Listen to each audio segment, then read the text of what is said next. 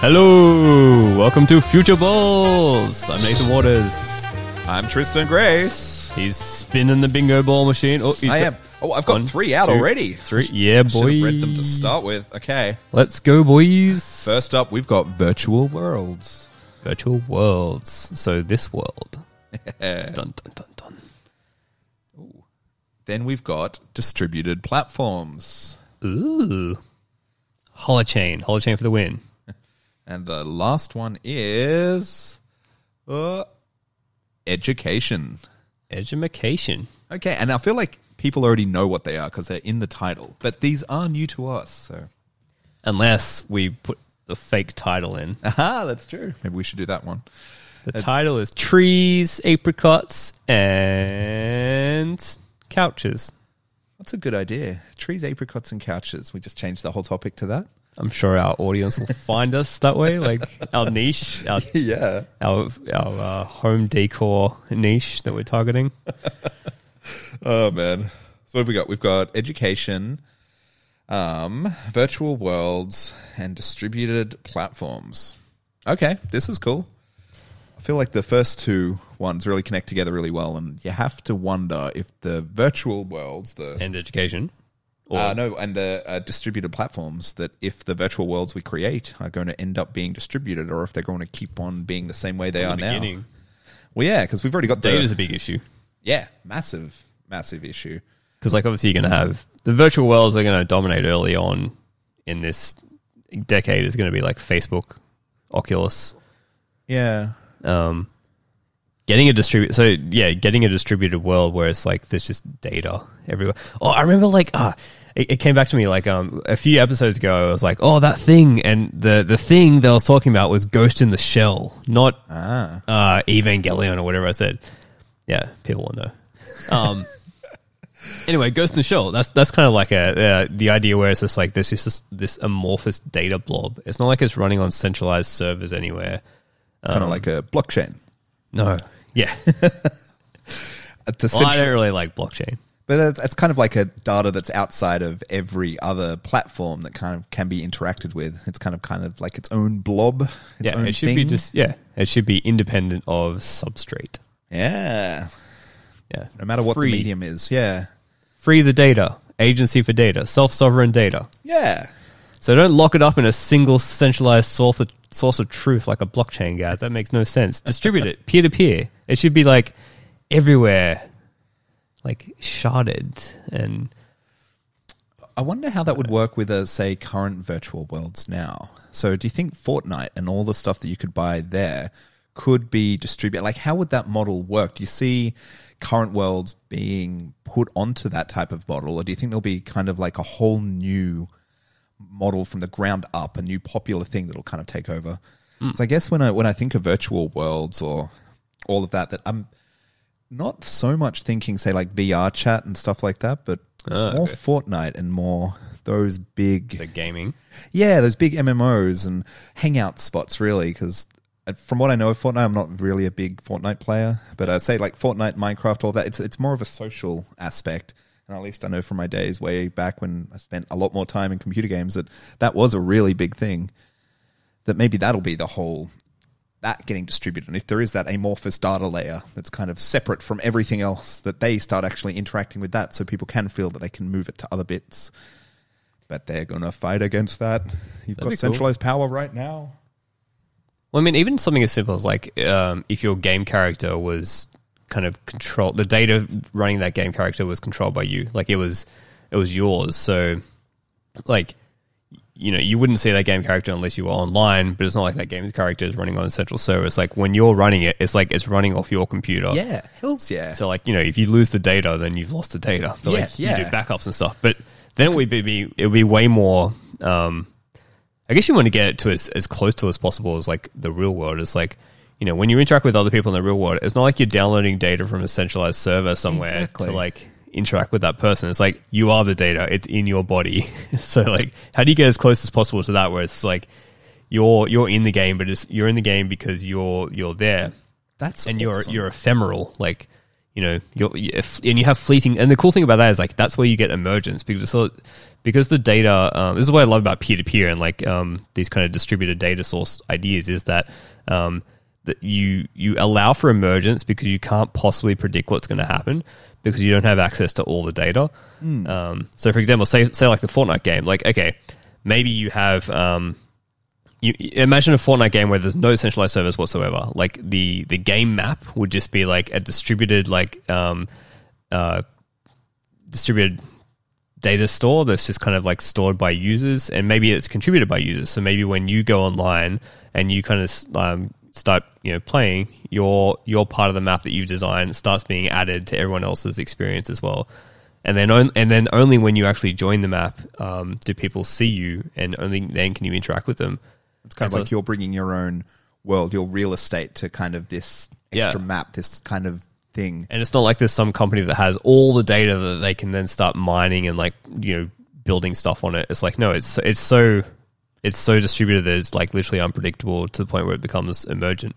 So it kind of makes me think of Minecraft a little bit here. Yeah, okay. Because people like, building all of their own different worlds on Minecraft, and that seems to be the big way of using Minecraft now. It's not that whole, like, doing the campaign, go defeat the Ender Dragon type stuff. It's more you go and hang out in people's created worlds. And that's kind of... Minecraft service, yeah. Yeah, so if that was separated from Microsoft, they didn't have total control over all of that, or even how games were played back, in the 90s with different servers, people running their own instances of stuff. LAN parties. Yeah, and like the future is LAN parties, guys. The future is LAN parties. Everyone has to bring their fucking CRT monitors. Oh yeah, into a physical room. You have to get really drunk and share all your data off your hard drives and all of that. Yeah, you have to. So the way you play Minecraft in the future is you spend the first couple of hours getting your network set up.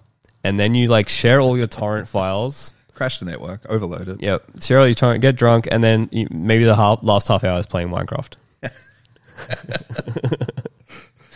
I could see it happening. Like, because Minecraft itself is such an emergent platform. It really was incredibly simple, and that's kind of the genius of it, right? It's all square blocks, and you can arrange them however you want. Yeah. But if that was done on a decentralized platform that no one owned any of it, you didn't have that centralized authority. Like, they could suggest maybe updates and stuff, but it could be the same thing as, say, like blockchains with things forking off and people doing their own bit.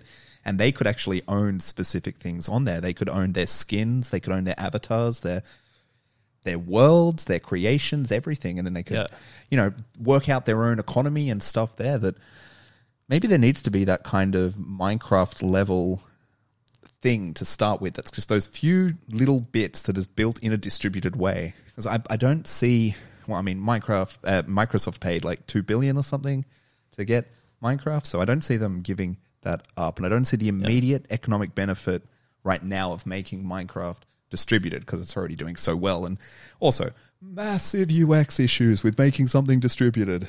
Oh my god, decentralized. Yeah. So what do you see? Altman wants to scam people's irises. Does he? You didn't see that? I did not see that. No. What's that? We shouldn't time set this shit, but yeah, like it's he wants to scam people's irises and give them cryptocurrency, the UBI. Okay. And he swears we won't use it for bad guys. Oh, well, that's good then. As long as did he pinky swear or just swear? Well, he swore. He said on Twitter, if you wanted to be an evil fucking mastermind or whatever, he'd do something crazier. Ah. I replied saying, well, you were behind OpenAI and OpenAI is now not open. Yeah, that's you fucked that over, so I'm not going to trust you to scam my fucking iris, you dickhead. Oh, dear. You put my iris behind a fucking exclusive contract with Microsoft and then call it Open Iris or some bullshit. Fuck off. If it's got open in the title, you know that it's free and fine. You call it Open Iris. Yeah, anyway. Yeah, Open Iris. Where was I going with that? So the point, the point is like to create a distributed identity, so it's like Sybil attack resistant. Yeah, hells yeah. It's kind of cool idea as like for biometric identification. You could get rid of passwords. You could get rid of private keys. You just scan your iris. Yeah, just not trusted.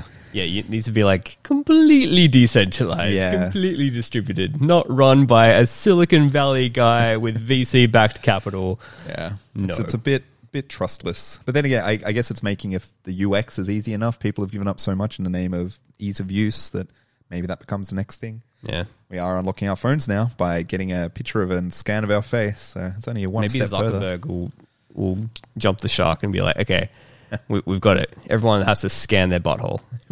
Well, yeah, identification by that. I feel like that is going to be a South Park episode. That is a total South Park episode right there. Okay, well, I'll take the royalties, thanks. You can scan my butthole.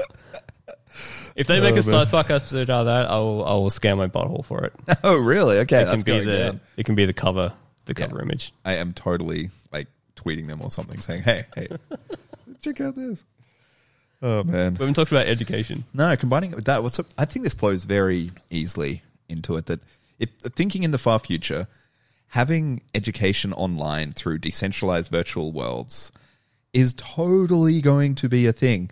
Like, I mean, classrooms right now it's a relic of the industrial era, really. I mean, that's why you still have bells and all of that. It's training good workers for factories. And I know there's been a lot of different ways and innovations put into, like, you know, educating a more creative workforce and stuff. But why not actually, like, virtual reality and existing in virtual worlds? It's totally untapped at this point. I know it hasn't really hit yet, but I think with the pandemic and Zoom and all this other people like normalizing interacting with a screen for education, it's totally going to kickstart it. I'm not sure where it's going to go though, but I do see the far future. Like, why wouldn't you learn in a virtual world? Yeah. I'm not sure about it being distributed though. I guess the thing is, like, learn what? There was always that idea of that great idea of you would have like a personal AI assistant that would kind of help guide you down your education path. Like, whatever you wanted to learn, you kind of help you to learn it that way. Yeah. That's a kind of cool idea. I don't know how that comes about, but yeah. Well, if it is distributed and all out there, that people could have their own competing types of education, that you could work out, I'm pretty certain, like, say teaching the basics that you can easily measure, say, like, you know, mathematical ability, reading, comprehension, you know, the kind of the primary school level stuff that can be, really easily measured. That could be over distributed platforms, over different worlds, over different places. People could try out different things and actually see what is working. And if all that data is shared, I mean, there's obvious privacy implications, but that can be anonymized. If that's over with, like, why wouldn't you want to use the best possible thing? I know right now, actually, I've been looking at computer games for my child to try and work out, like, you know, how I could teach him stuff. Because I remember back as a kid myself, computer games were fucking awesome for learning all that. Carmen Sandiego was the shit. I learned most of my world stuff from. I don't remember learning that from school. So much came from, or Civilization. That was the best. I learned so much about history through that. Geography and history knocked out in 2 computer games right there. But again, that can be done better. I feel like it hasn't been explored enough yet, or maybe I haven't looked into it. But yeah, well, gamification. Yeah, education was a big. That was big thing. I wonder what happened to that. I mean, it's hard to anything that it becomes gamified. I feel like they don't get it. It's not fun. Well, the problem is like that usual thing. Like I think it's called Graham's law or something. Anytime you put a metric on something, it just like becomes corrupted. Like it just gets worse. It's a similar thing. This great Justin Khan interview he did with this TikTok influencer. I think you might have watched it, or someone. I think I sent it to you. And this TikToker was like, "Yeah, I didn't want to do school, blah, blah, blah, but I basically worked out how to like hack the TikTok algorithm to like get people to follow me."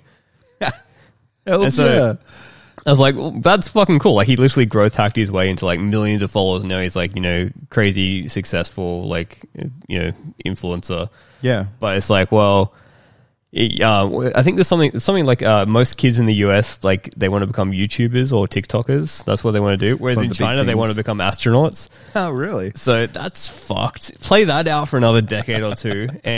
And if you basically have this situation where, like, because you think of like the grade school system, like, you know, the industrial era schooling system, like, grading is pretty much like it's a game. It's like a game that is to be played in a certain way, and there's ways to game it and beat it and hack it, like growth hack grade school. Yeah. But then the problem is social media is kind of the exact same thing. It's a game.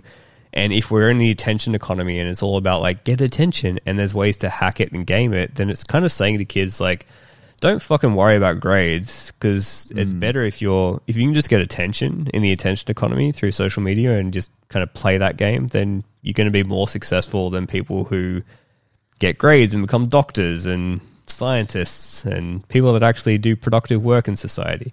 Well, yeah, there definitely has been a big shift away from that. It's not glamorous doing any of the productive work, or no one wants to. Nobody wants anymore. to do productive things. Everyone just wants to shake their tricky. tits in their ass and just like get attention and like do fake prank videos and bullshit, and that gets you millions of dollars. I think It again, doesn't play out well. This is me Yeah. being very negative, but like, dude, I think that's where does the that go? problem with some of the education and stuff now, because people who are motivated in their own way, that like, sure, you watch it for entertainment, but the amount of stuff out there to actually teach yourself, say engineering or medical stuff for all of that, it's pretty awesome. Like, It's I all know just in free. my own life, like the amount of topics I've learned just through my own pursuits has been awesome. But it would be nice to have it as a more standardized part that would like, have education be a little bit more guided, because at the moment it is very self-guided, and even stuff, say like, Khan Academy, if you wanted to learn something somewhere, it's all still very basic, I guess. I'm not sure. Like, I haven't found something that's you're really interacting and doing things, and maybe that's where the virtual worlds can really, really stand out, because you are actually doing something. You're not clicking on the correct answer, because that's not proper learning at that point. Yeah, I guess like combining theory and practice. Yeah, but and like kind of like almost like simulating the practice. Yeah, exactly. And like maybe that'll be the thing to break this whole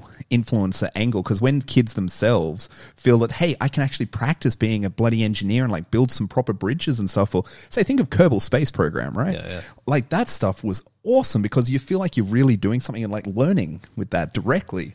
And so Yeah. if kids can do that, they might want to do that more, because right now it's super easy for them to actually practice being an influencer. They can get on TikTok, they can go to YouTube, they can do all of that stuff.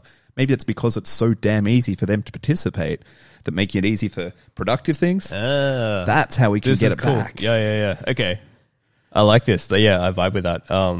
You could have a thing where, like, so wouldn't it be great if you got to a point where the attention economy was all about like, you're working on something really cool and interesting, or like, and you're pursuing some productive pursuit, or trying to solve some problem, and you're kind of combining the best aspects of the attention economy, like the gamification, the step by step, the kind of like the gradual growth, compounding growth, whatever else, the fame, like mini fame, but you combine that with like, rather than it just being about like getting eyeballs, it's all about like teaching people. Either teaching people or like, or solving something very incrementally, but like gradually. Yeah. Like, So there's a few people doing like Twitch streams of them doing like the build in public thing. Like, how do you combine like build in public, where you're like trying to build something, like you're trying to build towards some complex problem you're trying to solve, and this attention economy influencer thing. So I've got a thought here. I guess it doesn't combine too much with the attention economy. But it's so thinking of games, say like Factorio, or say Kerbal Space Program, or something like that. I know that would actually be a pretty cool job recruiting tool, because like if you make it difficult enough that if you could actually get to the moon, the mun in Kerbal Space Program, That's the requirement. yeah. Well, so I know SpaceX actually Entry did requirement. that. Like saying that you've actually done really well in like Kerbal Space Program is a massive bonus. This was years ago. I'm not sure if they're doing it now, but having games like that are really difficult, and you need to put in a ton of work, like getting to the end of Factorio and launching the rocket and stuff. I mean, that's pretty difficult, but you can even make it harder, where you say, hey, look, you've got to be able to get to like 1,000 rockets an hour, or whatever the measurement is. There's like, all different measurements for creating that. But again, this can be gamed really easily. And as soon as you start making it a measure, gets gamed as fuck. And it's like, oh, cool. This is how you quickly get through Kerbal Space Program and get to SpaceX. yeah. So I guess that's where it needs to be, that you get that influencer angle, you get yourself recorded, or you get the attention, like, because it needs to be still real, which isn't that education's main problem the whole time of all gaming, because you want your degree, but I don't know if that's a major problem. Just thinking of it now. It's tricky. Why can't it be really easy? Why can't we just do the Matrix style? What we were talking about before, just download the information into your head. Well, because then you get brainwashed, right? Yeah.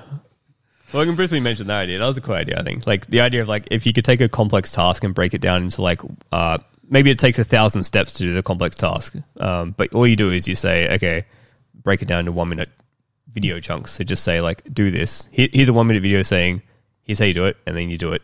You could do that in virtual worlds, you know. Chain it. Yeah. You could actually show you the actions of exactly what you need to do in that spot. Yeah. And stuff, or like they're doing a similar thing.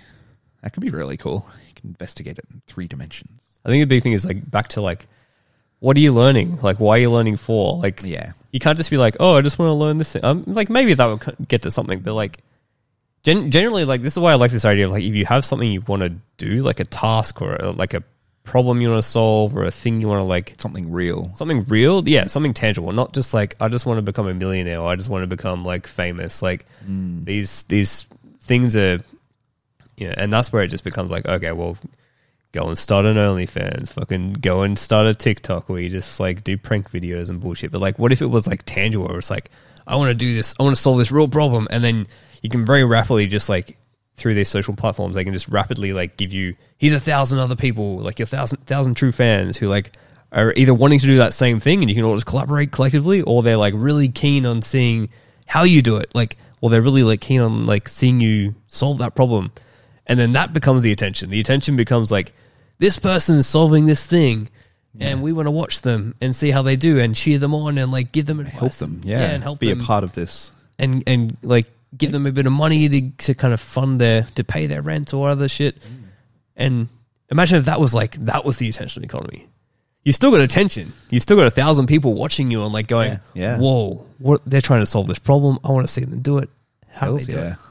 Like ramping up the whole Patreon thing that like you're just getting normal people actually doing awesome things. Yeah. Fuck yeah.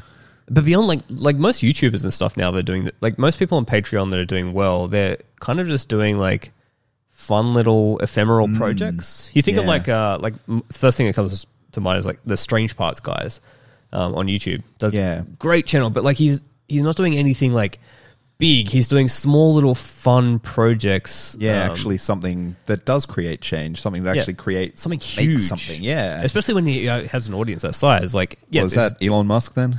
He's just saying, hey, let's just get to Mars, and like actually having a rallying cry around that. Yeah, I guess so. It's pretty cool.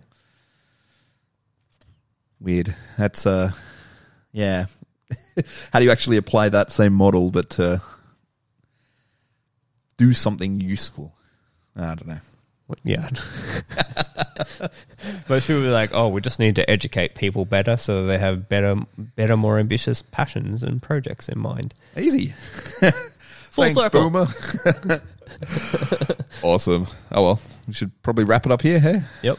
Cool. I am Tristan Grace. I am Nathan Waters. We'll catch you guys next time.